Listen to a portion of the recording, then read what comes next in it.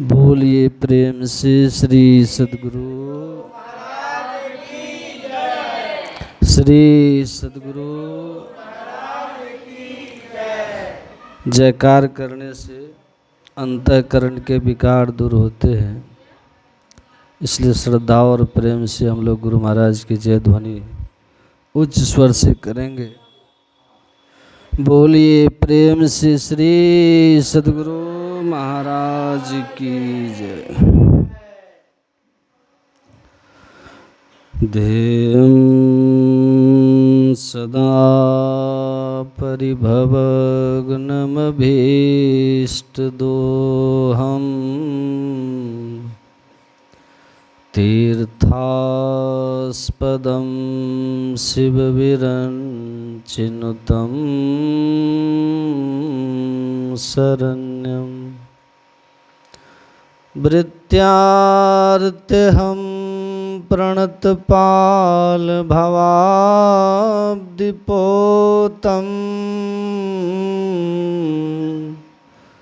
वन्दे महापुरुष ते चरणारविन्दं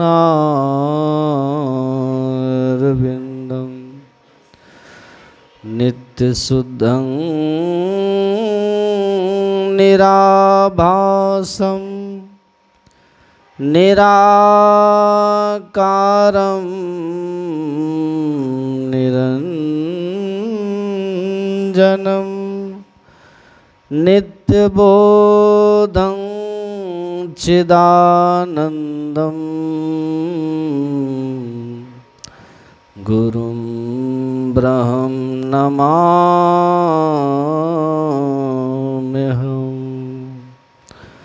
भक्ति भक्त भगवंत गुरु चतुर नाम वपु एक, इनके पद वंदन किए नासत विघ्न अनेक। बोलिए प्रेम से श्री सद्गुरु महाराज की जय। परमाराध्य सद्गुरु महाराज के पावन श्री चरणों में बारंबार नमन। धर्म प्रेमी सज्जनों, माता एवं बहनों, हम लोग यहाँ श्री वीरेंद्र बाबू के सुपुत्र, क्या नाम है लड़का का, मनीष कुमार जी के, जिनसे आप लोग परिचित हैं, उनके विवाह के उपलक्ष्य में, शुभ विवाह के उपलक्ष्य में यह सत्संग का कार्यक्रम रखा गया है और वैवाहिक जीवन इनका सुखी हो, शांतिमय हो, इसलिए आशीर्वाद देने के लिए हम सब यहाँ एकत्रित हुए हैं। संसार में सब लोग सुख चाहते हैं, ऐसा कोई नहीं है जो सुख की इच्छा नहीं रखता, और जिनको जैसा लगता है इसको आता सुख मिले तो वो उस काम में लग जाते हैं और प्रयास भी करते हैं। बहुत लोग सफल भी हो जाते, सक्सेसफुल भी हो जाते, जिस तरफ वो लगे थे सुख की इच्छा रखकर।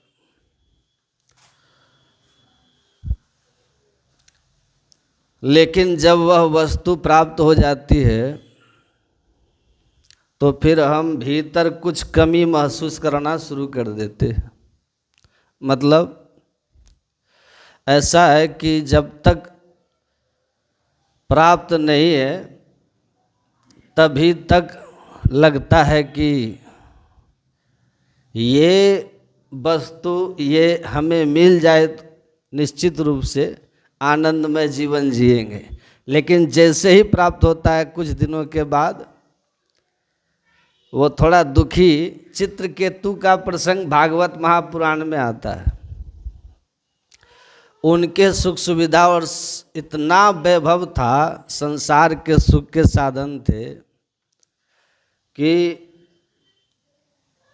स्वर्ग के कुबेर और इंद्र भी लज्जित होते थे कि इनका इतना वैभव है, सुख का साधन है। तो उनको लगा कि सारा कुछ पाने के बाद भी अगर मेरे जीवन में दुख है तो सुख कहाँ है। तो वो तप करने लगे राजा चित्रकेतु। तब किया, भगवान विष्णु प्रकट हो गए। उन्होंने कहा कि आपकी तपस्या का कारण, सुन रहे हैं आप लोग, भगवान विष्णु ने राजा चित्रकेतु से कहा कि आपकी तपस्या का कारण, क्यों तपस्या कर रहे हैं। चित्रकेतु ने कहा कि सुखाय दुख मोक्षाय कुर्वाते दंपति क्रिया, सुख पाने और दुख से बचने के लिए, छूटने के लिए नर नारी दंपति रात दिन थ्रू आवर डे नाइट वो काम में लगे रहते। लेकिन हम देखते हैं तत्व निवृत्तिर प्राप्तिर सुखश्च दुखश्च, लेकिन हम देखते हैं कि उनके जीवन में ये सुख दुख का जो चक्र है, सुख के बाद दुख, दुख के बाद सुख, मतलब जीवन में दुख लगा ही रहता है। तो फिर कृपा कर मुझे सुख का रहस्य समझा दें कि सुख का रहस्य क्या है।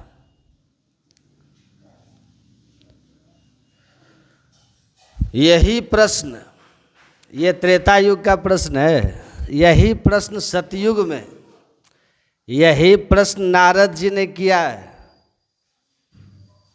आदि ऋषि सनत कुमार जी से। और वो सतयुग में कह रहे हैं कि भगो सुख विजिज्ञासितव्य, मैं सुख का मर्म जानना चाहता हूँ कि सुखी क्यों नहीं है, लोग इतना कुछ करके सुखी क्यों नहीं है। तो वो सनत कुमार जी ने कहा, ए वे भूमा तत्सुखम न अल्प सुखम अस्ति भूमा तवे विजिज्ञासितव्य। वो शाश्वत प्रश्न है ये। सतयुग में भी यही पूछा गया कि लोग सुख के प्रयास करते हुए भी दुखी है, तो सुख का मर्म क्या है बताइए। यही त्रेता युग में पूछ रहे हैं राजा चित्रकेतु कि सुख का मर्म क्या है। सम्राट मैं हूँ, सुखी नहीं हूँ। आप लोग इधर देखिए, जिनके नाम पर इस धरती का नाम पृथ्वी पड़ा, वो महाराज पृथु ने भी यही सवाल पूछा है कि धरती का मैं सम्राट हूँ, और फिर भी मेरे जीवन में सोनापन है, अशांति है।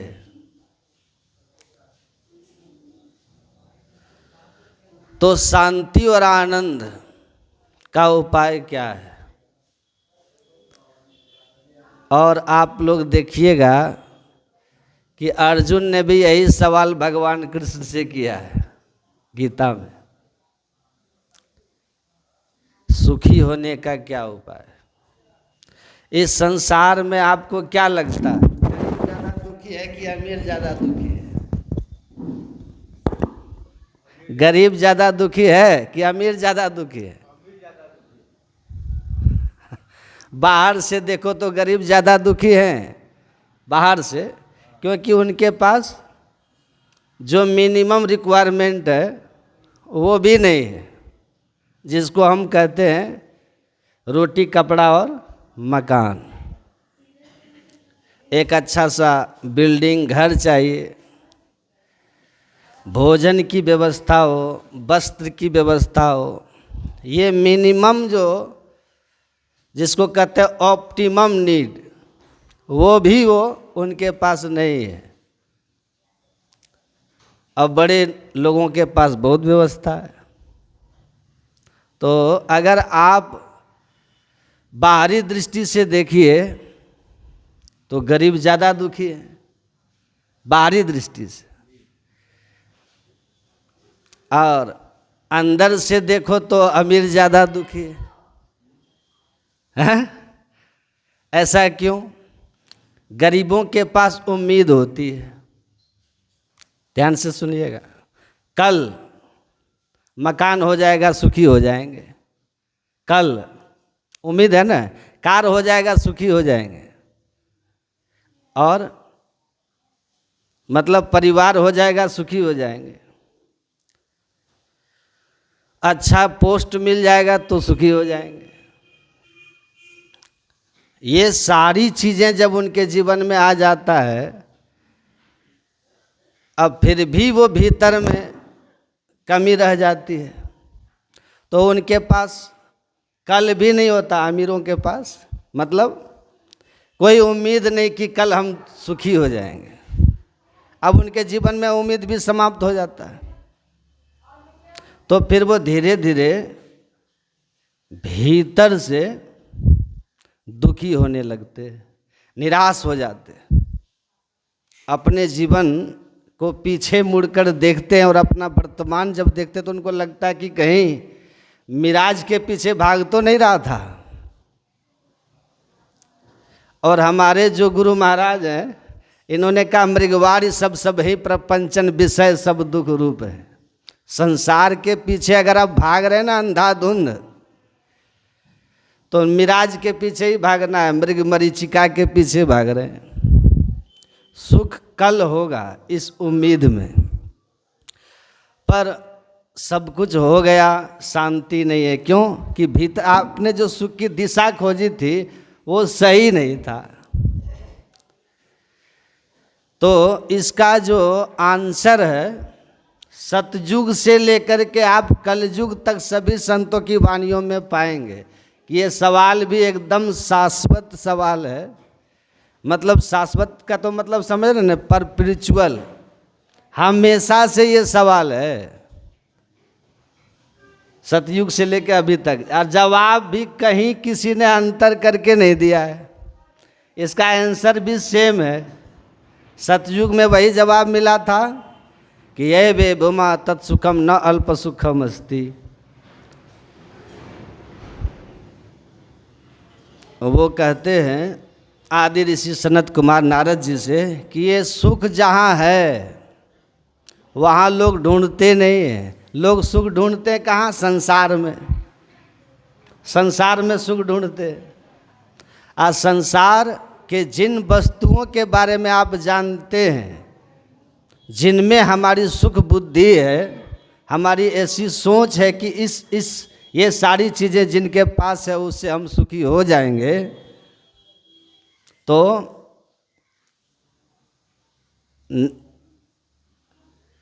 ये सोच की दिशा गलत है, सोच गलत है। तो आपकी जहाँ सुख बुद्धि है आप उसके पीछे जाते हैं, लेकिन वो वस्तु के बारे में आप सोचिए थोड़ा सा। जो स्वयं चेंजेबल है वो आपको स्टेबल सुख कैसे देगा? है? जो खुद ही शाश्वत नहीं है उससे शाश्वत कैसे हम सुख पाएंगे? और हम सुख संसार में खोजते हैं, संसार की वस्तुओं में खोजते हैं। और संसार की परिभाषा ही महर्षि पाणिनि ने किया है। संसार मतलब संसरति सम्यक रीत्या इति संसारः, जो सतत बदल रहा हो। आप नदी में स्नान करें, जिसकी नदी जिसमें चलती हुई पानी हो, आप डुबकी लगाकर बाहर निकलेंगे तो जिस जल में आपने डुबकी लगाया वो जल अब वहाँ नहीं है, वो आगे निकल चुका है। वैसे ही हमारे जीवन और ये संसार की सारी वस्तुएं कोई स्थिर नहीं है, सब के सब बदलते जा रहे हैं। और जिसमें बदलाव है उसमें स्थिरता संभव है। ये पूज्यपाद महर्षि संत सेवी परमहंस जी महाराज कहते थे, गुरु महाराज के जो पट्टू शिष्य थे वो कहते थे, पेंडुलम होता ना, पेंडुलम दीवाल घड़ी जो होती है वाल, उसका पेंडुलम, उसके ऊपर बैठी हुई मक्खी, पेंडुलम पर बैठी हुई मक्खी, अगर कोई मक्खी बैठी हो अब वो मक्खी चाहे कि मैं स्थिर रहूं, तो जिसके सपोर्ट पे वो मक्खी है वो खुद ही क्षण क्षण हिल रहा है, तो संभव ही नहीं कि वो उसको स्टेबिलिटी दे सके। अगर आपको स्थिरता चाहिए या मक्खी को, तो मक्खी को क्या करना होगा, वो पेंडुलम को छोड़ करके उस दीवाल पर बैठना होगा जिसके सहारे वो घड़ी है, पेंडुलम है। तो हम लोग पेंडुलम पे बैठते हैं संसार पर हैं, और चाहते क्या है कि स्थिरता रहे हमारे जीवन में, पेंडुलम पर बैठकर। संसार क्या है, पेंडुलम है।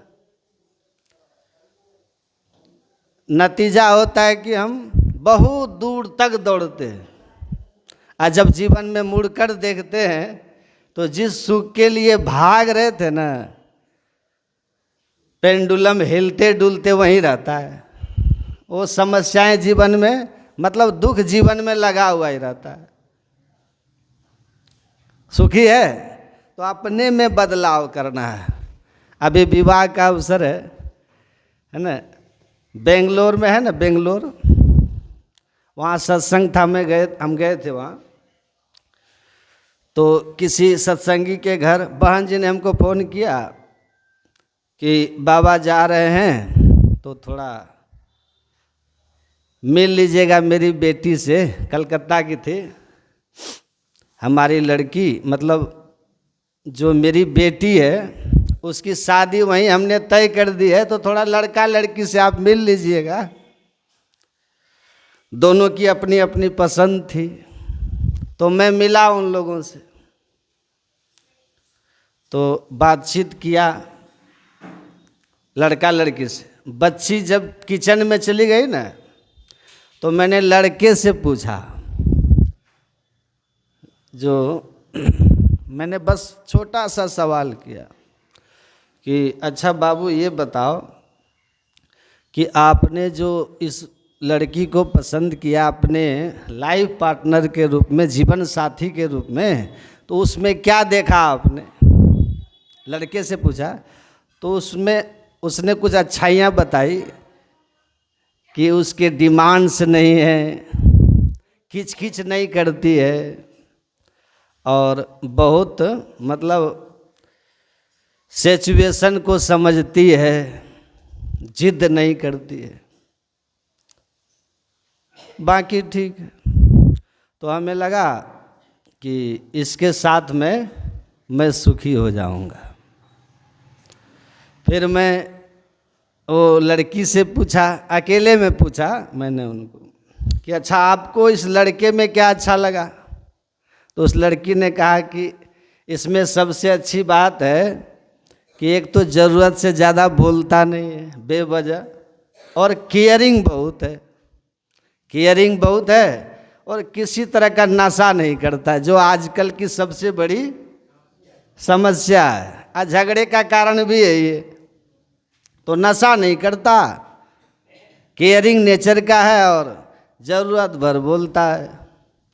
तो मुझे लगा कि इनके साथ मैं सुखी रहूँगी। फिर मैंने दोनों लड़का लड़की को बैठाया, दोनों को बैठाया, और मैंने कहा आप बैठ जाओ दोनों। अब मैंने कहा देखो, आप इच्छा रखते हो कि इसके साथ मैं सुखी हो जाऊंगा, मतलब आपकी मांग इनसे सुख की है और ये बेचारा आपसे सुख मांग रहा है?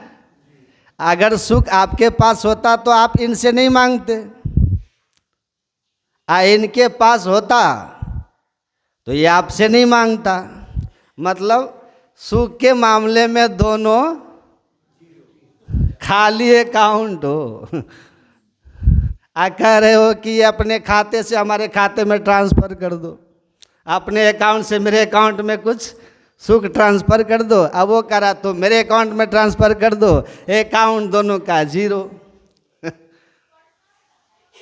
Balance zero. तो फिर मैंने कहा सुनिए, ये जो एक दूसरे से उम्मीद आप लोग पाले हुए हैं ना, आगे चलकर ये उम्मीद आपके आपस में टकराएंगे, दुख का कारण हो जाएगा। क्योंकि जिन उम्मीदों से हम आपको पकड़े, आप हमको, तो अब दोनों तो मांग ही रहे थे, तो देगा कौन? दोनों का भिखारी सारी दुनिया। कि इसलिए भजन गाते हैं ना, भिखारी सारी दुनिया दाता एक राम। तो क्या करें? फिर मैंने उन लोग को बहुत प्यार से समझाया और कहा कि देखो, सुख जो है ना, सुख वो कोई किसी को दे नहीं सकता है, समझिएगा इसको। आदमी स्वयं से सुखी हो सकता है कि नहीं? आपको सुखी खुद होना पड़ेगा, तब आप किसी को सुखी कर सकते हैं। जिनसे आप मांग रहे हैं वो आपसे मांग रहा है, और दोनों एक ऐसी दुनिया में जी रहे हैं जो आगे चल करके परेशान करेगा। तो सुख जो है ना, एक दूसरे से सुख पाने की जो चाहना है, यही जीवन में दुख का कारण है। थोड़ी सी सोच को बदल देनी है, थोड़ी सी सोच, एक दूसरे को सुख पहुंचाने की कामना कर लेना है। तत्सुखे सुखित्वम प्रेम लक्षणम। अगर आप एक दूसरे से सुख चाहते हैं तो प्रेम नहीं है, प्रेम नहीं है। धर्मशास्त्र कह रहा है कि एक दूसरे को सुख पहुंचाने की जो हमारी इच्छा है ना, वो प्रेम है। तो हम इसको सुख दें, बस इतनी सी चेंज करना है कि मेरे द्वारा इनको सुख मिले। आप कहते हैं इसके द्वारा मुझे, उनकी सोच है कि मैं इनको सुख पहुंचाऊं। जो एक दूसरे से सुख मांग रहे थे, वो एक सुख देने का भावना कर लीजिए। ये भावना जो है ना, भावना, ये भावना आपके जीवन में क्रांतिकारी परिवर्तन लाएगा। तो ये होगा कैसे? क्योंकि एकदम ट्रांसफॉर्मेशन हो रहा है ना, कंप्लीट ट्रांसफॉर्मेशन आपका हो रहा है, एकदम बदल रहे हैं आप। जहां ऐसे थे हम, लेने के लिए हाथ फैला रहे थे, अब हम देने के लिए हाथ, क्या अब दे रहे हैं हम। तो एकदम से कंप्लीट चेंज हुआ है। तो ये जो मेंटेलिटी है, ये मेंटेलिटी आपके जीवन को साफ बदल देगा। आप के जैसे सुखी रहें, वही मेरा सुख है, बात खत्म हो गई। तो ये मेंटेलिटी आपको लाने के लिए आपको समझना होगा अध्यात्म को, आपको समझना होगा मन को। जो मन मांग रहा था वो मन अब दाता होगा, जो वेगर था अब वो डोनर होगा। तो ये मेंटेलिटी हमारी कैसे आ जाए ये जो स्वार्थ था ना, ये परमार्थ में बदल जाए तो आपका काम हो जाएगा। ये अध्यात्म है। क्या है? इसको समझना है। आप दूसरे को मोटिवेट करके खुद डिप्रेस्ड हो जाओगे अगर आपके अंदर मेडिटेशन नहीं है, ध्यान नहीं है। अध्यात्म यही है, अपने अंदर से हमेशा मोटिवेट रहिए, अंदर से मोटिवेट रहो, परिस्थितियों के साथ आप खड़े रहिए। जिनका अपने इमोशन पर जितना अधिक कंट्रोल है ना, वो जीवन में उतने ही अधिक सक्सेस होता है। मैनेजर किसको कहते हैं? कहा बेस्ट मैनेजर कौन है? वो मैनेजर हिमसेल्फ, जो अपने आप को मैनेज कर लेता है, स्वयं को अनुकूल प्रतिकूल दोनों परिस्थितियों में सुख हर सहे दुख जड़ बिल खाहे और दो समधीर धरहि मन माहे। संत तुलसीदास जी लिखते हैं कि सुख मिलता है ना, तो जिसको अपने इमोशन पर कंट्रोल नहीं है, सुख मिलेगा तो क्या करेगा? सफलता मिलेगी तो सफलता उसके सिर पे चढ़ जाएगी, और जब दुख आएगा तो छाती पीटना शुरू हो जाएगा। कहा लेकिन जो धीर पुरुष होते हैं ना, वो दोनों परिस्थितियों में अपने को बैलेंस बना के रखते हैं, बैलेंस में रखते हैं। तो अपने को बैलेंस में रखना है, इसके लिए इमोशन पर कंट्रोल होना चाहिए, इमोशन पर कंट्रोल होना चाहिए। तुरंत रिएक्ट नहीं करना चाहिए। कोई कुछ बोला अगर हम उस पर रिएक्ट कर जाएं तो कैसे हैं? सुनिएगा, देखते हैं ना, द्रौपदी कह देती है बिना सोचे अंधे का पुत्र अंधा। वहाँ पर वो अपने वाणी पर नियंत्रण नहीं करती है। एक बताएं आपको, सारी लड़ाइयों की जड़ क्या है? बोलना है ना। सारी लड़ाइयों की जड़ है लूली बाई। हमने जीव का नाम रखा है लूली बाई। कौन सी बाई? इनके अंदर एक भी हड्डी नहीं है, ये लूली बाई है, पर पूरी हड्डियां तुड़वाने की सामर्थ्य रखती है। हाँ, आपकी सारी हड्डियां ये तुड़वा सकती है, आपके पूरे जीवन को नरक बना सकती है लूली बाई। चाहे आप कितने भी कैल्शियम की गोलियां खा लो, सब जगह की हड्डियां मजबूत हो जाती है, पर ये लूली ही रहती है। परंतु इनके कारण आपका जीवन बिगड़ जाता है, बन जाता है, श्रेष्ठ हो जाता है, सब कुछ होता है। नरकगामी भी यही करवा देंगी और भगवत प्राप्ति भी यही करवावेंगी। इसलिए बहुत खतरनाक है, नहीं है? जब इनसे कुछ कहने की इच्छा कम हो जाए, मौन रहने का मन होने लग जाए। और मौन व्यक्ति दो ही स्थिति में होता है, या तो अत्यंत दुखी व्यक्ति मौन होता है, या फिर अत्यंत विवेकी व्यक्ति मौन होता है। जिसका ज्ञान पच जाता है ना, जैसे ज्ञान की भी अपच होती है कई लोगों को। ज्ञान की अपच कैसी होती है? ज्ञान लेने के बाद सबको सुनाने का मन हो जाए। ओ सुनो, तुम बैठो, हम तुमको एक बात बताते हैं, तुम इधर आओ, हम तुमको एक बात तुम क्या जानो, हमसे पूछो। ये ज्ञान की अपच है। और ज्ञान का पाचन जिनका हो जाता है वो कैसे हो जाते हैं? नहीं, आप जो कह रहे हो वही ठीक है, वही बढ़िया है। अब फिर जब पूरी सभा हो जाती है तब दो चार गुणी लोगों को बुला के, भैया देखो इन्होंने जो कहा सब ठीक है, आप इनकी बात तो माननी है, परंतु मूल बात ये है। ये ज्ञानी, ये विवेकी व्यक्ति का लक्षण है। ज्ञान जब पच जाता है तब व्यक्ति विवेकी बनता है। हमारे गोस्वामी तुलसीदास जी कहते हैं, बिनु सत्संग विवेक न होई, राम कृपा बिन सुलभ न सोई। क्या बता रहे थे? ज्ञान की अपच। कई लोगों को ज्ञान पचता नहीं है, और जब ज्ञान पचता नहीं है तो वो क्या करते हैं? सब जगह अपना ज्ञान बताते रहते, देते रहते।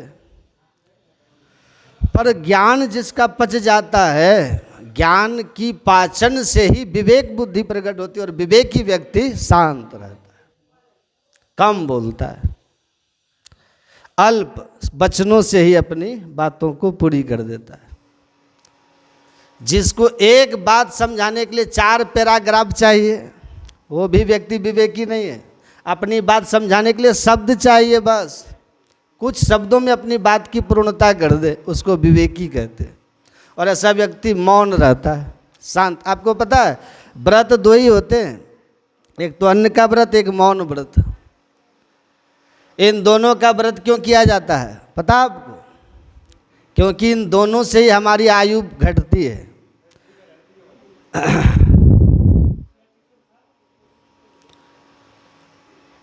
बोलिए श्री।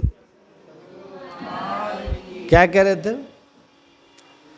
व्रत 2 ही होते हैं, एक तो अन्न का व्रत और एक मौन व्रत। इन दोनों का व्रत क्यों किया जाता है पता आपको? क्योंकि इन दोनों से ही हमारी आयु घटती है। अन्न जितना खाएंगे उतनी आयु घटेगी, और जितना बोलेंगे उतनी आयु घटेगी। जब हमने ये बात सुनी तो हमने सोचा भाई हमारी आयु तो फिर बहुत जल्दी घट जाएगी। 4 घंटा तो हमको बोलते रहना, नॉन स्टॉप गाना भी है, बोलना भी है, उसके अलावा भी आगे पीछे बोलना। तो हमारे एक संत ने बहुत अच्छी बात कही,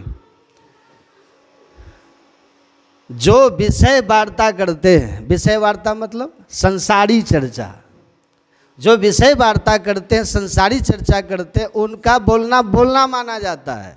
और जो भगवत चर्चा करते हैं, भगवत चर्चा भी उनकी मौन ही मानी जाती है। अभी भी हम मौन ही हैं, अगर देखा जाए तो हम अभी मौन हैं। क्यों? केवल भगवत चर्चा कर रहे हैं, ये मौन है। इसमें हमारा मौन टूटता नहीं, वाणी की जो खपत होती है वो होती नहीं है।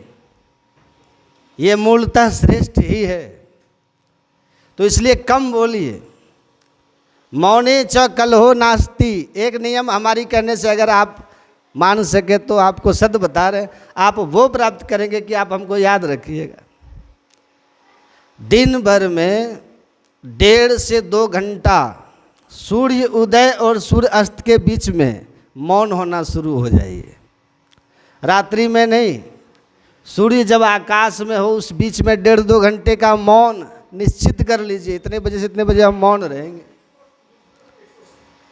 और मौन का मतलब ये नहीं है कि मुख से तो बोल नहीं रहे लेकिन मैसेज चल रहे हैं धुआंधार, व्हाट्सएप चल रहा है, फेसबुक चल रही है। नहीं, मौन का मतलब है कि किसी भी प्रकार के विचारों का आदान प्रदान होना ही नहीं है, वही मौन है। आप अनुभव कीजिएगा, एक विशिष्ट शांति, एक विशिष्ट धैर्य चित्त में आएगा, एक विशिष्ट ठहराव आपके जीवन में आने लगेगा मौन से। दोष दिखने बंद हो जाएंगे, गुण दिखने प्रारंभ हो जाएंगे। मौन रहना प्रारंभ कर दीजिएगा तो कोई कुछ बोला अगर हम उस पर रिएक्ट कर जाए, तो कोई कुछ बोला अगर हम रिएक्ट कर जाएं तो कैसे हैं देखते हैं ना।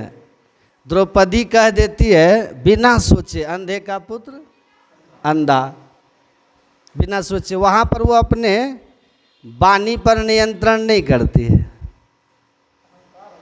लेकिन दुर्योधन के जगह अगर वहाँ कोई संत महात्मा होते या युधिष्ठिर जी होते और उनको कोई कुछ कहा होता तो क्या लगता आपको कि महाभारत हो जाता? नहीं होता। दुर्योधन को अपने इमोशन पर बिल्कुल नियंत्रण नहीं था। अहंकार इतना बढ़ा हुआ था कि उसने महाभारत की नींव दुर्योधन के अहंकार ने डाल दी। उससे बड़ी बड़ी गालियां हम लोगों को मिलती, हम लोग को कहाँ कोई फर्क पड़ता है। हाँ भाई ठीक है, जब किसी ने गाली दी तो कहते हैं चोर चमार चंडाल कहो, कोई कहो हरि भक्त है भाई, कोई कहो ये तो नारी लुभानो, कोई कहे माया रति आई, निंदा करा तसे निंदा कराइए, स्तुति को न मनावन जाई, जो हम हैं हरि जानते हैं, रैन दिवस उनके गुण गाई। आप मुझे कहो कि भक्त है या मुझे कहो कि चोर है, त्यागी हैं या भोगी हैं, आपके सर्टिफिकेट से हमारा न परलोक बनने वाला है न परलोक बिगड़ने वाला है। जिनको परलोक बनाना है बिगाड़ना है वो सर्वसमर्थ ईश्वर को पता है कि मैं क्या हूँ। तो वहाँ से हमारा जो भी होना है, तो हम आपको इतना ही लाइटली लेंगे कि जैसे पागल और बच्चों की बात का आप कोई बुरा नहीं मानते हो, तो उसको लाइटली लिया, सरपास कर दिया, कोई बात नहीं, इसकी समझ का स्तर ही यही है। परमात्मा से कहते हैं भगवान इनकी सद्बुद्धि दो, इनका सोच का थोड़ा दायरा बढ़ाओ, ये ठीक ठीक पर सत्य को देख सके। एक आदमी मुझसे कह रहे थे कि बाबा ये सारा कुछ आपका अलग अलग सिस्टम है सत्संग में, परंपरागत पूजा पाठ के आपके यहाँ कोई व्यवस्था नहीं है। हम बोले हमारे यहाँ योग साधना है। तो उन्होंने कहा क्यों आप पूजा पाठ आप लोग नहीं मानते हैं? जो हमारी परंपरागत पूजा पाठ है उसको आप नहीं मानते हैं? हम बोले हाँ मानते हैं। तो उस तरह क्यों नहीं करते? हम बोले हम नहीं करते। तो क्या ये कमाल का आंसर है आपका, मानते हैं करते नहीं हैं। मैंने कहा कि सर आप ये बताइए कि बचपन में आप ए फॉर एप्पल पढ़े थे कि नहीं? बी फॉर बुक हिंदी में पढ़े होंगे, क से कटहल, ख से खरगोश पढ़े थे ना? तो ये पढ़े हैं कि नहीं? तो हाँ आज पढ़ते हैं, आज पढ़ते हैं। तो कहा कि नहीं, क्यों? उसकी ज़रूरत अब नहीं है, ज़रूरत अब नहीं है।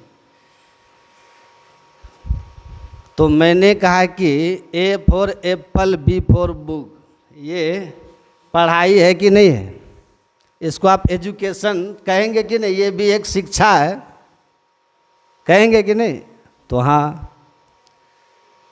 तो आप मानते हो कि ए फॉर एप्पल भी शिक्षा पाने का तरीका है, लेकिन आप भी तो नहीं ए फॉर एप्पल आप पढ़ते हो, आप भी तो मानते हो, करते नहीं हो। तो अब उसकी ज़रूरत नहीं है। कहा यही चीज़ समझना है। भगवान राम जो आके नवधा भक्ति कह रहे हैं या भगवान कृष्ण जो गीता में कह रहे हैं, इन बातों को समझना है ना? कि नर्सरी में पढ़ने वाला ए फॉर एप्पल पढ़ रहा है और जो व्यक्ति पीएचडी कर रहा है, रिसर्च में लगा हुआ है, उसका पढ़ाई का लेवल क्या है? विद्यार्थी तो उसको भी कहते हैं ना कि ये यूनिवर्सिटी में है, ये एमए के, ये एमएससी, एलएलबी, एमबीबीएस, एमएस है ना, बीटेक, एमटेक, ये स्टूडेंट हैं। और उसको नहीं बोलते हैं ये 5वीं का स्टूडेंट है, स्टूडेंट ऑफ 3 क्लास। स्टूडेंट तो दोनों हैं, इसमें कोई संशय है, लेकिन दोनों का लेवल एक है क्या पढ़ाई का? तो मैंने कहा आप विद्वान कब होंगे? ए फॉर एप्पल पढ़ते रहने से या ऊपर उठने से? तो वेद में दोनों बातें हैं, शुरू यहाँ से करना है, यहाँ पर ख़त्म करना है। महर्षि दयानंद सरस्वती को तो आप लोग जानते हो, आर्य समाज के संस्थापक। उन्होंने क्या लिखा है कि वेद जो 4 वेद है ना हम लोग का, 4 वेदों को अगर आप ज्ञान के आधार पर विभाजन करें तो 2 भाग है, एक भाग ब्राह्मण भाग, दूसरा संहिता भाग। पहले भाग में हमारे रिचुअल्स हैं, कर्म कांड, अभी सुन रहे थे ना पाठ में, पूजा पाठ आदि की बात है, यज्ञ है, हवन है, व्रत है। और दूसरा जो भाग है जिसको वेदांत कहा गया, संहिता भाग, संहिता भाग वेदांत, वेदांत नाम उपनिषद प्रमाणम, वह जीव को परमात्मा से मिलाने का मार्ग है। ज्ञान कांड बोलते हैं उसको, वो ज्ञान कांड है। तो वो कहते हैं ये जो कर्म कांड है ना, कर्म कांड, पूजा पाठ, ये कर्म कांड से कभी आपको शाश्वत शांति और मुक्ति नहीं आएगी। और वेद में भी लिखा है मिलेगा किससे? ज्ञान कांड से, वेदांत से, अध्यात्म से। लेकिन क्या ये बेकार है कर्मकांड पूजा पाठ? नहीं नहीं, ये स्ट्रक्चर है, आधार है जिस पर अध्यात्म का महल खड़ा होगा। आप प्राइमरी स्कूल को बंद करके किसी यूनिवर्सिटी में स्टूडेंट नहीं ला सकते हैं। यूनिवर्सिटी का स्टूडेंट कहाँ से आएगा? प्राइमरी से पास करके, हाई स्कूल +2 पास करके कॉलेज जाएगा, यूनिवर्सिटी जाएगा। तो ये स्ट्रक्चर बिल्कुल बेस है, लेकिन बेस पर ही हम लोग रह जाते हैं। स्वामी विवेकानंद, स्वामी राम तीर्थ परमहंस योगानंद, आप सबको पढ़ लीजिए। जिस ज्ञान को उन्होंने दुनिया के सामने रखा, तो उसको सुन कर के विद्वानों ने क्या कहा कि जिस भारत में हम लोग मशीनरीज भेजते हैं धर्म प्रचार के लिए कि लोगों को वहाँ धर्म सिखाया जाए, स्वामी विवेकानंद को सुन के लग रहा है कि यूरोप को भारत के मिशनरीज को जाके धर्म सीखना चाहिए, सीखना चाहिए। क्योंकि विवेकानंद वेदांत प्रचारक थे। उस ज्ञान को वो कह रहे हैं जहाँ एक जीव सीधा ईश्वर को अनुभूत कर लेता है वेदांत के साधना करके, उसी को हम लोग संत मत कहते हैं हिंदी में। और वो आकर कहते हैं कि अहम ब्रह्मास्मि, मैं ब्रह्म हूँ। मतलब एक मानव अध्यात्म का सहारा लेकर के और घोषणा करता है कि मैं ब्रह्म हूँ, और ये घोषणा उसकी अनुभूति है, उसकी स्थिति है, उसका ये स्टेट है, अवस्था है, मैं ब्रह्म हूँ, अनुभव करता है जाके। तो भगवान राम ये समझा रहे हैं कि आप को मैं ये समझा रहा हूँ, जो दयानंद सरस्वती कह रहे हैं कि ये कर्मकांड इसीलिए है कि उससे आपको पुण्यों की प्राप्ति होगी। पूजा पाठ से वो पुण्य आपको संसार में भी धन पद वैभव देगा, और उसके बाद स्वर्ग में भी आपको स्थान मिलेगा। लेकिन स्वर्ग भी शाश्वत नहीं है। तेतम भुक्त्वा स्वर्गलोकम विशालम क्षीणे पुण्य मर्तलोके विसंति, भगवान कृष्ण अर्जुन से कहते हैं। स्वर्ग जो है पुण्यों की पूंजी के रहने तक है, फिर आपका पुनर्जन्म हो जाएगा, संसार चक्र में आना पड़ेगा। और जब आओगे तो कर्म के बंधन में बंध के आओगे, स्वतंत्र नहीं रहोगे, पराधीन सुख सपने होना ही। तो क्या करना चाहिए? तो कहते हैं ये जो हमारा वेद का पहला भाग है ना, कर्मकांड पूजा पाठ, उसका लक्ष्य ये हो कि आपके पास पुण्य की पूंजी हो जाए। और तब भगवान राम कहते हैं फल क्या होगा? भगवान कहते हैं पुण्य पूंज बिनु मिलहि न संता। समझ रहे हैं आप लोग? पुण्य की पूंजी हो गई तो आपको संत मिलेंगे। और भक्ति का सही स्वरूप कहाँ से शुरू होगा? भगवान राम कहते हैं प्रथम भगति संतन कर संगा। मतलब यहाँ से अब शुरू होगी आपकी ऊंची पढ़ाई, ऊंची शिक्षा अब शुरू हो रही है आपकी। जहाँ संत के शरण में आ गए तो कहते हैं कर्मकांड को संसार सुख का साधन मत बनाओ, पूजा पाठ उसको तो आप ईश्वर से ये प्रार्थना करो अपने सारे सत्कर्मों का, क्योंकि उनके बिना तो आपका काम चलेगा नहीं, बिना कर्मकांड का। तो आप जो भी रिचुअल्स, पूजा पाठ, धार्मिक काम, कर्मकांड अनुष्ठान करते हैं, उसका लक्ष्य क्या हो कि हे ईश्वर मुझे संत मिल जाए। क्यों? कि शांति का मार्ग वही है। शांति कहीं बाहर की वस्तु है ही नहीं। ऐसा संभव ही नहीं है कि आपके जीवन में दुख न आए। यहाँ भगवान राम भी आकर के और अपने जीवन में दुख भोगते हुए हम लोगों को दिखाते हैं। भगवान कृष्ण भी यहाँ आकर के दुख भोगते हैं। यहाँ बड़े से बड़े ऋषि महर्षि आए हैं, उनको भी यहाँ दुख हुआ है। तो संसार में आए हो दुख न आए ये असंभव है, लेकिन संसार में आकर के ऐसा बन जाना संभव है कि दुख आए और हम दुखी ना हो, हम दुखी ना हो। मतलब गालियाँ किसी को मिली भरी सभा में तो ये दुख है, आया है, लेकिन सबने उसको एक समान स्वीकार किया, ये उनकी मानसिक स्थिति पर निर्भर करता है। और ये जो है ना, रिएक्शन के जगह जब आप विचार करके कोई चीज़ बोलोगे ना, रिस्पॉन्ड करने लगोगे, तो फिर आपके जीवन में एकदम से बदलाव आ जाएगा। तो नज़र बदलो तो नज़ारे बदल जाएंगे। किश्ती बदलने की ज़रूरत नहीं है, दिशा बदलो तो किनारे बदल जाएंगे, है ना। इंसान अगर तू बदला तो तेरे जीवन के सितारे बदल जाएंगे, सितारे बदल जाएंगे।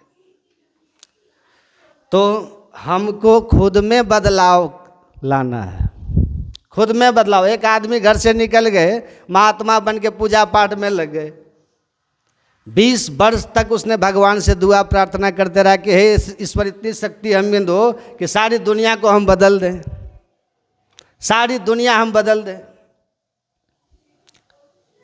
20 साल लग गई ये प्रार्थना करते करते, लेकिन दुनिया बदलने की शक्ति नहीं आई।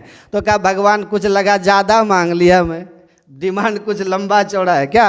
आप ऐसा करो कि इतना सामर्थ्य दे दो कि जो मेरे संपर्क में आ जाए, कांटेक्ट में आ जाए, मैं उनके जीवन को बदल दूं। पूरे 20 साल फिर ये प्रार्थना उसकी चलती रही, पर ये भी प्रार्थना सफल नहीं हुआ। अंत में उसने भगवान से कहा कि जीवन का तो अब मेरा अंतिम चरण आ गया प्रभु, भगवान कम से कम मरने के पहले आप इतना तो करो कि हमको बदल दो, हमें बदल दो। तब भगवान ने कहा बेटा ये तुमको पहले मांगना था, हाँ, शुरू में जो तुमने प्रार्थना करी दुनिया बदलने की, अगर ये प्रार्थना तू पहले कर लेता कि ईश्वर इतनी शक्ति दो, हे ईश्वर तू मुझे बदल दो, स्वार्थ से परमार्थ में हमारी वृत्ति जोड़ दो, तो फिर तुम इतने सामर्थ्यवान हो जाते कि दुनिया बदल देते, दुनिया बदल देते। एक एक विचारक इस दुनिया में आए ना, और उनको जो लगा दुनिया में सुख शांति लाने के लिए उन्होंने सिद्धांत दिया कि नहीं दिया। पूंजीवादियों ने कहा पूंजीवाद सुख का मार्ग है, तो मार्क्सवाद लेकर के आए, और उन्होंने कहा कि मार्क्स ने कहा कि इस धरती पर सुख शांति लाने के लिए मार्क्स का जो मार्क्सवाद है यही उपाय है। नीत्शे जैसे नास्तिक लोग आए, चारवाक जैसे नास्तिकता लेकर के आए कि नहीं खाओ पियो मौज करो, संसार में कुछ है ही नहीं, इसके बाद भी कुछ नहीं है। तो ये दुनिया में जितने विचारक आए, ये संसार को सुखी करने के लिए अनेक मत पंथ लेकर दुनिया को कौन सुखी कर दिया। पूंजीवाद से क्या यूरोप और अमेरिका सुखी हो गया, या मार्क्सवाद तो अपना दम तोड़ रहा है। ये आप क्या समझते, वो आतंकवादी लोग जो है वे दुखी होने के लिए आतंकवादी है। उनको भी उम्मीद है कि हम अगर लड़ के मर गए, मारने में मर गए, तो हमारा धर्म ग्रंथ हमको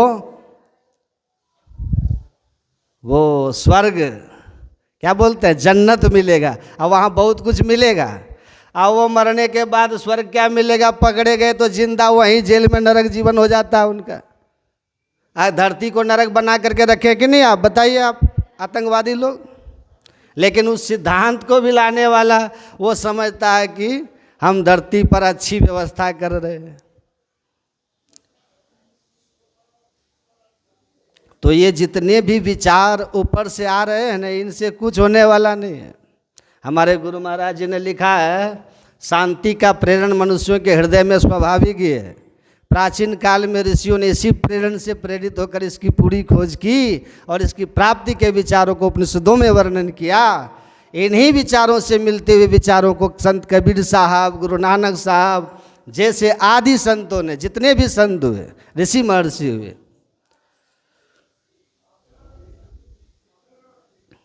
लोगों के कल्याणार्थ, मतलब अपने भारतीय भाषा में, पंजाबी भाषा में, संस्कृत भाषा में, अलग अलग भाषाओं में इसका वर्णन किया। यही शांति का मार्ग है, ये पूरी खोज है, कंप्लीट खोज है। आप उस मार्ग पे चलिए, आपके जीवन में सुख शांति और आनंद आ जाएगा। और नहीं चलेंगे तो नहीं आएगा। भगवान राम माता सबरी के आश्रम में जब चले जाते हैं, अब माता सबरी कुछ मांगती है उनसे? कुछ नहीं मांगती। अब भगवान कहते हैं प्रथम भगति संतन कर संगा, दूसरी रति मम कथा प्रसंगा, गुरुपद पंकज सेवा, तीसरी भक्ति अमान, चौथी भगति मम गुणगन करे कपट तजिगान, मंत्र जाप मम दृढ़ विश्वासा, पंचम भजन सुभेद प्रकाशा, छठदम शील विरति बहुकर्मा, निरत निरंतर सज्जन धर्मा।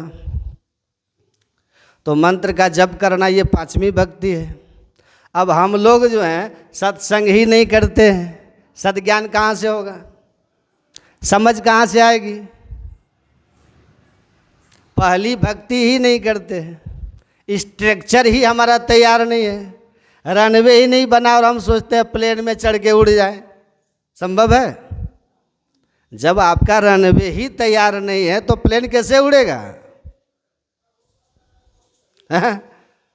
सत्संग ही नहीं करते हम लोग। तो सत्संग आप किसी भी धर्म ग्रंथ में पढ़िएगा, उसमें लिखा है कि सत्संग जो है मनुष्य को वास्तव में मनुष्य बनाता है। सत्संगश्च विवेकश्च निर्मलम नैनद्वयम यस्य नास्ति नरसंध कथम न स्याद मार्गः। जो सत्संग करेंगे, वेदव्यास जी कहते हैं, उसको विवेक की निर्मल नेत्र हो जाएगी, प्योर आई। सारी आंख अभी जो है ना स्वार्थ से ढकी हुई है, इसलिए हम साफ साफ नहीं देख सकते। वेदव्यास जी ने कहा था धृतराष्ट्र को कि तुम्हारी ये अंधी आंखों से हस्तिनापुर को कोई परेशानी नहीं है, क्योंकि इस हस्तिनापुर की सुरक्षा में भीष्म जैसे, द्रोणाचार्य जैसे बड़े बड़े दुर्दस्त वीर हैं। लेकिन तुमने जो अपने हृदय विवेक की जो आँख पर जो तुमने मोह की पट्टी बांध रखी है ना, वो हस्तिनापुर के विनाश के साथ साथ तुम्हारा भी इतिहास में नाम हमेशा के लिए खराब कर देगा। और वो उसकी जो मोह की पट्टी थी, करही मोह बस न रगनाना, स्वार्थ रथ पर लोक नसाना, काल रूप तिनके में भ्राता, शुभ और अशुभ कर्म फलदाता। भगवान राम कहते हैं ना, ये जो मोह में फंस करके, स्वार्थ में फंस करके लोग कोई कदम उठाते हैं, वो पाप धर्म को छोड़ देते हैं, मैं उनके लिए फिर काल के रूप में हूँ, उनके कर्मों का फल देने वाला हूँ। तो ये जो मोह की पट्टी है ना, इसको हटाना बहुत ज़रूरी है। शंकराचार्य जी कहते हैं कि सत्संग कीजिए, मोह की पट्टी हट जाएगी। सत्संगत्वे निसंगत्वम, निसंगत्वे निर्मोहत्वम, निर्मोहत्वे निश्चलितत्वम, निश्चलितत्वे जीवन मुक्ति। आदि गुरु शंकराचार्य कहते हैं कि आप सत्संग कीजिए ना, विवेक की आँख खुल जाएगी, और विवेक की आँख खुलेगी ना तो फिर आपको धर्म और अधर्म दिखाई देने लगेगा, साफ साफ दिखाई देगा। और धर्म के फल क्या है और अधर्म के पथ पे चलने के परिणाम क्या है, क्या रिजल्ट्स होते हैं, वो दोनों जब आपके सामने होगा ना स्पष्ट हो करके, तो आप अधर्म के तरफ तो बढ़ ही नहीं सकते, क्योंकि आप सुख चाहते हैं, आप शांति चाहते हैं, आप संसार में सम्मान चाहते हैं, आप परलोक में सद्गति चाहते हैं। और ये सब के सब धर्म के पक्ष में रहिएगा तभी होगा, और नहीं तो शुद्ध दारा और लक्ष्मी पापी के भी होए, धन संपत्ति तो पापियों के भी होते हैं। रावण से बढ़कर किसके पास सोना का लंका है, बताइए ना। लेकिन रावण को आप कितने इज्जत से नाम लेते हैं। रावण के जीवन में कितनी शांति थी? नहीं है। परिणाम होता रहा न कोई कुल रोवन हारा, रोवन हारा कोई रहा। तो समझ क्या है सो देखिए। विवेक, जब आप सत्संग सुनिएगा, जो सुनिएगा तो आपके ऊपर असर होगा ना। देखिए हमारा जीवन कैसे है पता है आपको, हमारे संस्कारों से प्रेरित होता है, विचारों से हम प्रेरित होते हैं। विचार हमारे अंदर में बहुत सारे अनुभूतियों को लेकर के, संस्कारों को लेकर के। एक तो संस्कार माता पिता से आता है, जिसका चुनाव हमने से कोई नहीं किया है। हम में से कौन कौन आदमी भगवान को कहे कि हे भगवान हमारे माता पिता ये होंगे और वही हुए हैं? हमने तो नहीं कहा ना। चुनाव किए माता पिता का? हमने नहीं किया। हमने अपने शिक्षक का भी चुनाव बचपन में नहीं किया था। जब हम कच्चा थे, रॉ मटेरियल थे, हमको मोल्ड किया जा रहा था, उस समय भी चयन हमारा नहीं था। नहीं था। तो हम न अपने माता पिता को चयन किए हैं जहाँ से संस्कार आएगा, ना ही हम उस समाज का चयन किए जिनके बीच हम पले बढ़े हैं। और हमारा जो दृष्टिकोण बनता है, हमारी जो सोच बनती है, हमारा जो समझ बनता है, हमारे संस्कार बनते हैं, वो माता पिता, हमारा सामाजिक परिवेश, और तीसरा सबसे महत्वपूर्ण हमारे संग पर निर्भर करता है। संग पर, दोस्त हमारे क्या, तो दो पर हम स्वतंत्र नहीं है। न हम समाज का चयन किए, न माँ बाप का चयन किए हैं। लेकिन जब हम बड़े हुए तो हमने अपने जीवन में जब अपने दोस्त का चयन किया, मित्र का चयन किया। अब मित्र का जब चयन किए तो ये हमारे हाथ में था, तो कौन हमारा मित्र होगा? आप जैसे का संग कीजिएगा, कदली सी भुजन्मुख, स्वाति 1 गुण 3, जैसी संगति कीजिए तैसा ही गुण दिन। तुलसीदास जी कहते हैं, स्वाति नक्षत्र होता ना, उसमें जब वर्षा होती है तो उसका जल अगर सीपी में जाए तो मोती हो गया, हाथी के ऊपर गया तो गजमुक्ता, बांस में बंसलोचन, केला में कपूर हैं, और सांप के मुंह में गया तो फिर जहर। जहर हो गया। तो है एक ही बूंद, उसका गुण धर्म सब में एक समान रूप से गया था, लेकिन जिनके संग में गया उनका रंग उन पर लग गया, बदल गया ना वो। तो आपका संग कैसा है, इस पर हमेशा सावधान रहना चाहिए। मित्र हमेशा सोच समझ के कीजिए, क्योंकि उसका रंग हमारे ऊपर चढ़ना ही चढ़ना है। बाकी दो का प्रभाव आप पर क्या होगा, ये मित्र मंडली आप पर तय कर देगा आपको। आप कैसे लोगों के बीच बैठते हैं। माता पिता उनके बहुत अच्छे हैं। लोग कहते हैं ना हमको कभी कभी कि अपने बेटी का शादी लगा रहे हैं बाबा, या बेटा की शादी लगा रहे हैं, उनका परिवार बहुत अच्छा है, माँ बाप बहुत अच्छा है। हम बोलते हैं बच्चा कहाँ रहता है? बाहर में। हम बोले उसका दोस्तों का पता लगा वहाँ किससे है, वो कितना अच्छा है पता चल जाएगा कि उनके दोस्त कौन है, उनके दोस्त कौन है। मैं अगर शराबी नहीं हूँ तो मेरे 4 मित्र शराबी कैसे हो जाएंगे? उस पार्टी में हम नहीं बैठ पाएंगे ना। वो कहेंगे हटाओ यार, ये सब इनका सब नहीं चलेगा हमारे साथ, या आप ही कह दो कि मेरा इनके साथ नहीं चलेगा। तो मित्र बहुत जरूरी है, सावधान होकर के चयन करना है मित्र का चयन। संग किन के साथ करेंगे, किन के पास बैठेंगे, किन के सानिध्य में रहेंगे, जैसा सुनेंगे समझेंगे वैसा ही आपके अंदर विचार होगा। आजामिल बहुत सात्विक ब्राह्मण था, भागवत में उसका कहानी है। बहुत सात्विक ब्राह्मण था। पिताजी ने कहा था बेटा उस रास्ते से कभी मत जाना, वो रास्ता सही नहीं है। लेकिन भीतर जिज्ञासा, माँ बाप का बात काट करके, और सोचा क्यों मना कर रहे, जरा देख तो लूँ। अब वो जब देखा, उस रास्ते में गया तो देखा एक शराब के नशे में एक व्यक्ति एक गणिका के साथ में उनका अश्लील हरकत करते हुए। उसके दिमाग में वो दृश्य बैठ गया, क्योंकि कम उम्र थी ना उनकी। अब उसी किशोर था, नवयुवक था, अभी नवयुवक हुआ ही था।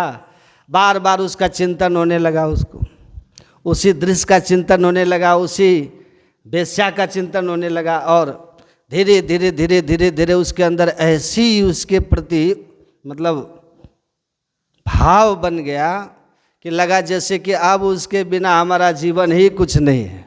और वो अजामिल जा कर के अपना सारा ब्राह्मण का धर्म जो था उसका पूजा पाठ ज्ञान ध्यान सब छोड़ दिया और वो जा कर के उसी के यहाँ रहने लगा, उसी से विवाह कर लिया, सब भूल गया।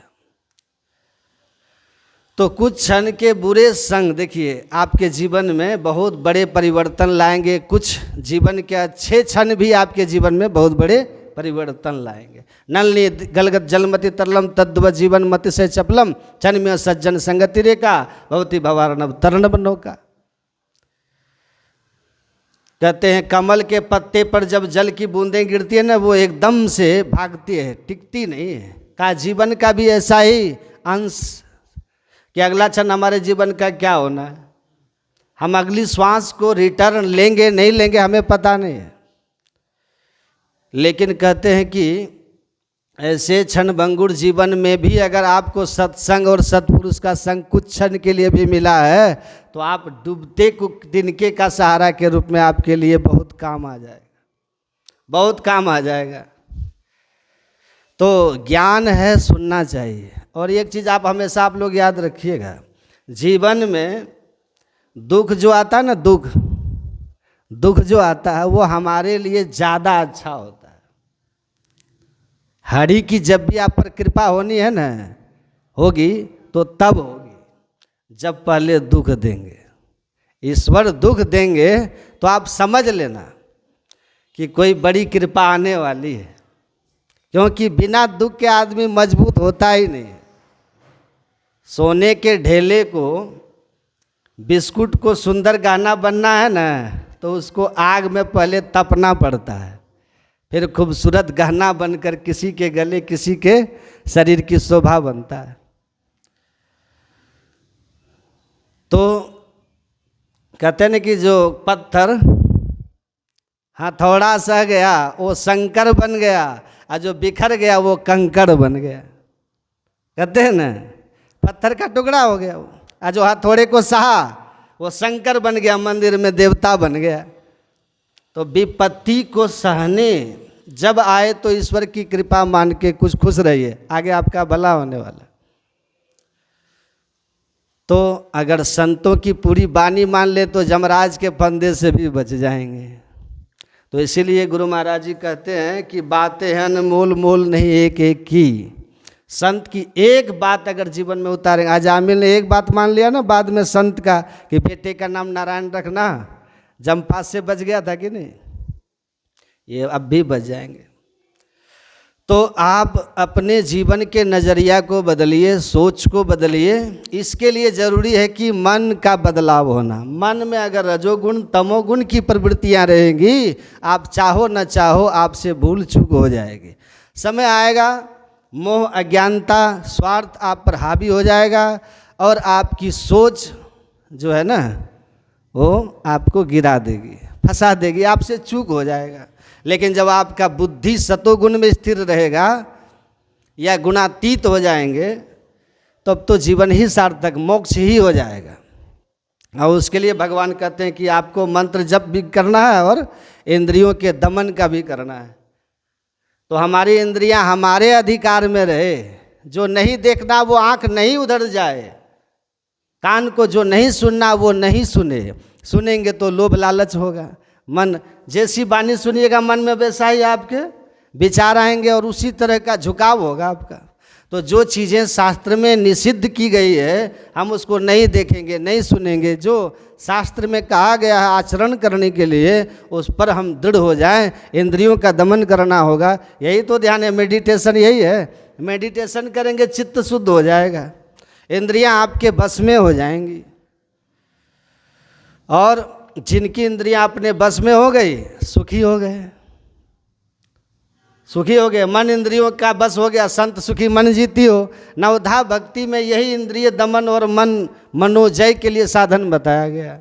तो भगवान ने जिस तरह से विधि का वर्णन किया, अगर उस तरह से आप ईश्वर की भक्ति करेंगे तो आप अपने जीवन में सुखी हो जाएंगे। और नहीं तो शिव सुख सनकादिक नारद जे मुनि ब्रह्म विचार विशारद सब कर मत खगनाया के हा करिए राम पद पंकज नेहा, क्योंकि श्रुति पुराण सब ग्रंथ कहाँ है, रघुपति भक्ति बिना सुख नाही। आप बिना परमात्मा की भक्ति किए सुखी नहीं हो सकते। सुखी होंगे जब मन सात्विक होगा। सुखी होंगे कब? जब मन के ऊपर आप उठ जाएंगे। सुखी होंगे कब? जब आप ईश्वर की कृपा प्राप्त करेंगे। सुखी होंगे कब? जब आपको परमात्मा मिलेंगे। तो कहा जो अनंत है उस अनंत में मिल जाओ तो तुम अनंत सुख के अधिकारी हो जाओगे। परमात्मा नहीं बदलते, उनमें प्रेम लगा लो तो तुम्हारे जीवन में शाश्वत सुख रहेगा। तो हमको भक्त बनना है, भक्ति शास्त्रानुकूल करनी है। आप जो करते हैं प्रारंभिक शिक्षा दीक्षा वाली बात, लेकिन बैठ करके चित्त शुद्धि के लिए, मंत्र जप और इंद्रिय दमन के लिए जो अंतर साधना है ना, हमारे यहाँ उसको दृष्टि योग, नाद योग कहते हैं। वो बिंदु नाद की साधना है, वो वेद उपनिषदों में वर्णन है। वो बहुत सहज और सरल साधन है। भगवान राम ने उस किस तरह इंद्रिय दमन करना है, मनोलय करना है, मन को जीतना है, ये वेदों में, उपनिषदों में, गीता, रामायण में सब जगह वर्णन है। इसको थोड़ा अभ्यास कीजिएगा, प्रैक्टिस कीजिएगा, कुछ दिन में आपको अनुभव प्रारंभ होना जाएगा। मतलब बदलाव महसूस करने लगिएगा। खुद में पहले महसूस होगा कि हम बदल रहे हैं, फिर आपके साथी संगत को महसूस होगा कि ये पहले जैसा आप व्यवहार इसका नहीं रहा है, और बाद में सारी दुनिया को महसूस होगा कि ये बहुत बदल गया है। अब फिर आपके प्रभाव से बहुत लोगों के जीवन में बदलाव आएगा। तो पहले खुद में बदलाव लाओ, खुद पर शासन तब अनुशासन। आपको खुद अपने आप को नियंत्रित कर सकते हैं, अपने जीवन को सुखी बना सकते हैं। इसीलिए ईश्वर भक्ति है। ईश्वर भक्ति सुख शांति और मुक्ति का मार्ग है। और वो ईश्वर की भक्ति शास्त्रों में जैसा है उसको जानिए। हमको केवल बाहरी बातों में, केवल वेद का कर्म कांड भाग में नहीं रहना है, हमको ज्ञान कांड में भी आना है। और ज्ञान कांड का साधन है ध्यान और सत्संग करना। तो मतलब कंप्लीट होना है, कंप्लीट करना है भक्ति को, तो जीवन में सुख शांति आनंद है। और यही सुखी है। गृहस्थ का धर्म भी यही बताया गया है। गृहस्थ को कैसे होना चाहिए? तो महाभारत में भीष्म पितामह ने युधिष्ठिर जी को कहा था कि राजन सुनो, स्वे सुदारे सुसंतुष्ट। गृहस्थ को कैसे होना चाहिए? शोचम नित्यान सुमिताम आत्मज्ञानम तितिक्षा च धर्मा साधारणा नित्परः। अगर कोई गृहस्थ है तो उनका धर्म ये है, धर्म से सुख होता है, लेकिन किस तरह से धर्माचरण होना चाहिए देखिए। तो कहा स्वे सुदारे सुसंतुष्ट। आप अपने पत्नी, आपको जो परमात्मा ने दिया या जो आपको पति मिले हैं, है ना, दो मिले, जो मिले, आप उससे संतुष्ट रहिए।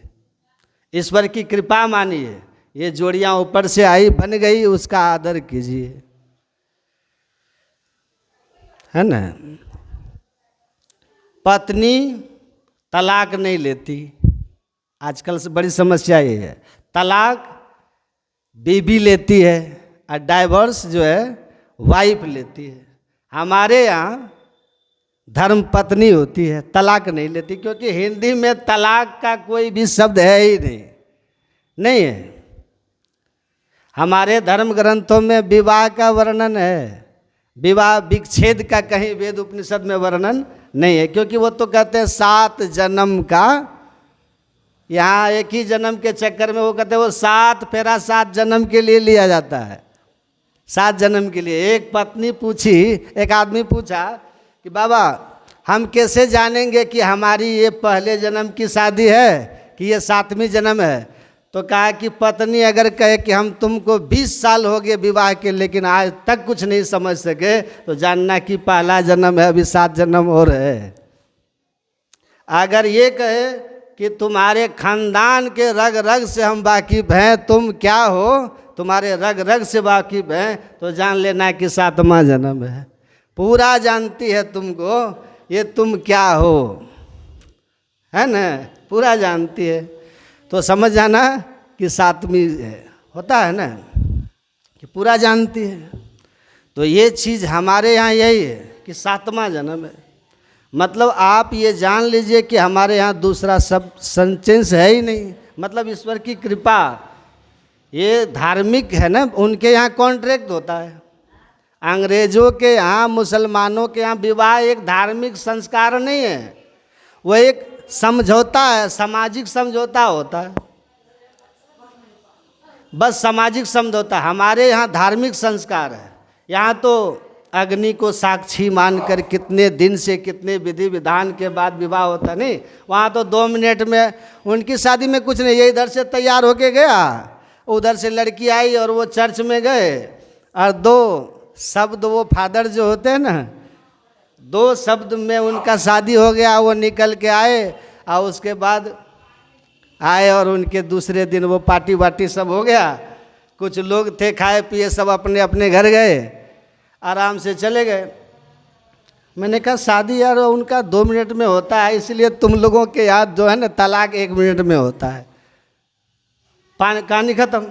हमारे यहाँ इतना शादी धर्म के विधि विधान से होता है कि एक, देखिए शादी तो दोनों की होता है ना। क्या नाम है लड़के का?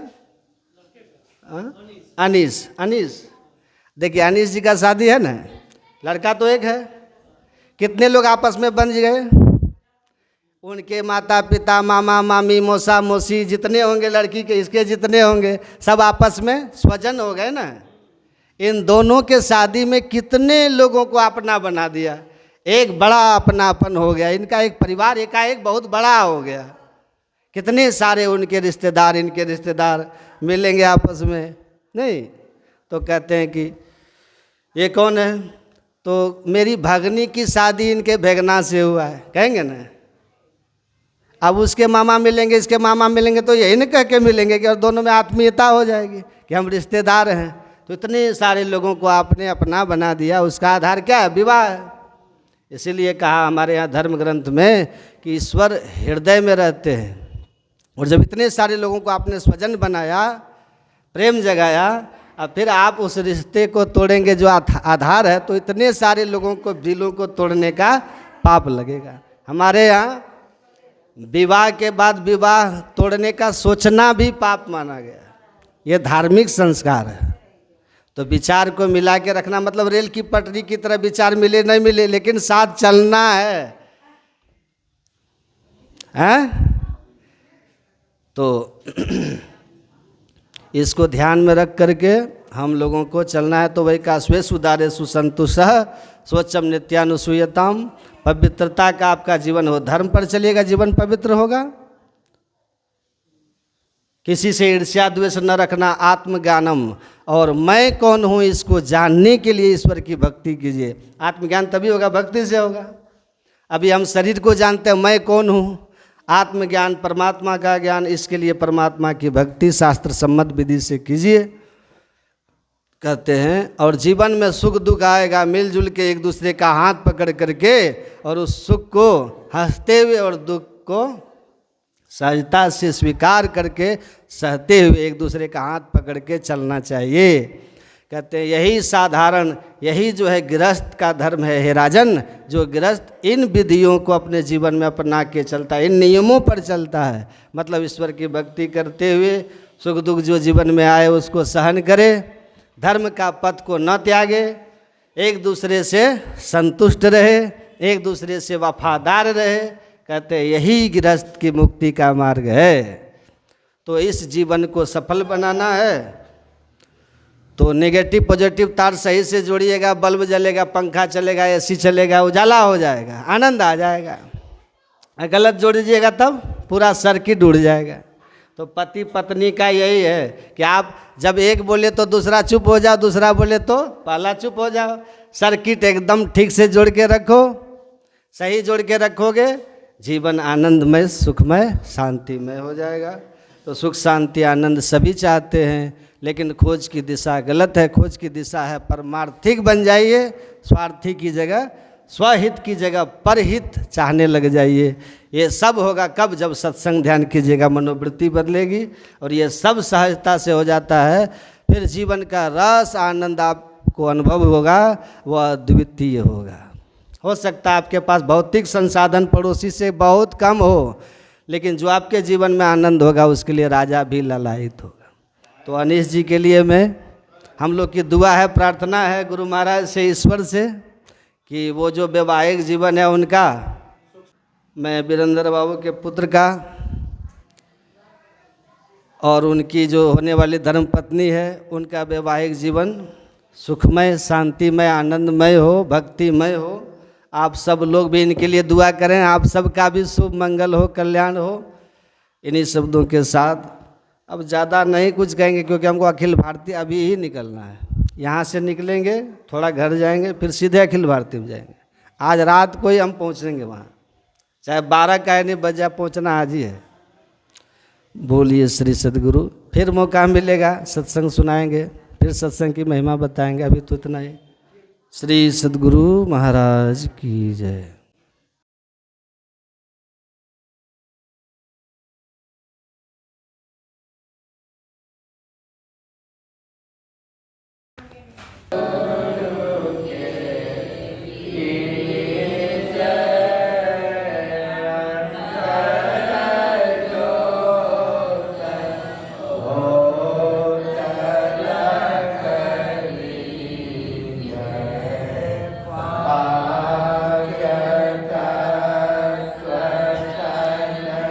Yeah.